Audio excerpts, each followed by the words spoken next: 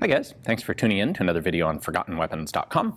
I'm Ian McCollum and I'm here today at the Rock Island Auction Company where we are taking a look at a German Scheintod revolver. This is kind of like the 100 years ago equivalent of carrying pepper spray or a stun gun of some sort. This was designed to be a less lethal defensive tool, defensive weapon. And the name actually kind of says it all right there in a wonderfully German way. Scheintod translates into, roughly speaking, like the appearance of death, or to spread it out longer, like you think this would actually kill you, but it really won't. Scheintod. Which is just really cool. So this is a gigantic 5-shot pepper box style revolver. Let's just go ahead and take a look at it up close. Technically speaking, this is a pepper box rather than a proper revolver because it doesn't have a barrel, it simply has a rotating cylinder. This is a very long cylinder. This is like 70 centimeters, a little under 3 inches long. Caliber is 12 millimeters or approximately 410 gauge. It loads from the back, and then it has a folding trigger here, double action or single action. And then you can fold the trigger up, stuff this thing in your pocket, although it's rather large and heavy for a pocket, but this is one of the larger versions of this sort of gun out there. And in fact, I don't know if gun is even really the right term because this was not intended to fire any sort of actual projectile.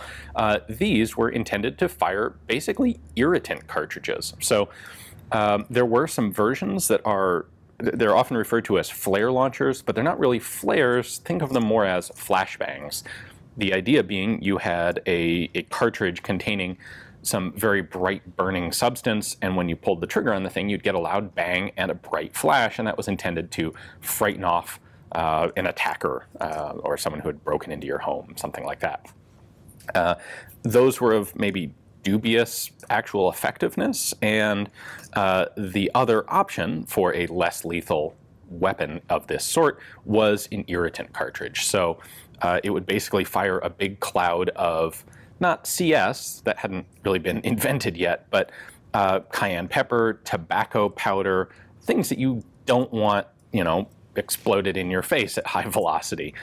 And that was intended not to be lethal at all, but simply to make someone reconsider whatever they were doing at the time. So this does also have a safety. I should have pointed that out. That safety locks up the hammer assembly so you can't fire it. Not bad, not a bad idea. You don't want this necessarily going off in your pocket. That would be unpleasant. At any rate, this is a particularly huge version, not in great shape, but a really cool example of the type. We can take a quick look at the markings here.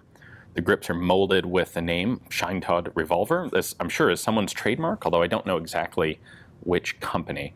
And then a little more decoratively down here, we have Scheintod Revolver and this dancing skeleton, like, psych, you thought you were going to die, but you're not. It's interesting that there is a 3-barreled version of this, not a revolver, but 3 barrels stacked up one on top of each other with an almost identical logo, the same skeleton, but instead of revolver, it says Scheintod Repetier Pistol, or repeating pistol, like a multi-barrel thing. We have the same marks on the other grip panel. Actually, that skeleton's a little more, in a little better shape. And then there are no manufacturer's marks at all, no caliber marks, no other marks at all that I can find, except for a German proof here on the cylinder and another German Crown over U proof on the frame. So these sorts of irritant launchers they were introduced in the years before World War I, remained popular after the war, especially through the 1920s. How effective they were is maybe not directly related to how popular they were. I have a hard time seeing this being super effective, but, you know, the combination of a big cloud of obnoxious stuff in your face and a loud bang, yeah, that might be effective in some situations. So you will find them in a wide variety of configurations. There are some pepper boxes like this. There are some that are true revolvers that actually have barrels. And then there are a bunch of them that are actually multi-barrel repeating pistols. So 2-barrel and 3-barrel typically stacked vertically. And manufacturers in Germany, in Belgium, these were inexpensive, cheaply made, and widely available. So hopefully you guys enjoyed the video. It's kind of cool to get a chance to look at, the 100 years ago version of the things that we have today. Now, if you'd like to follow the Rock Island Auction Company more closely, I have links in the description text below to their YouTube channel and their Instagram page where you can keep track of everything that they're doing. Thanks for watching.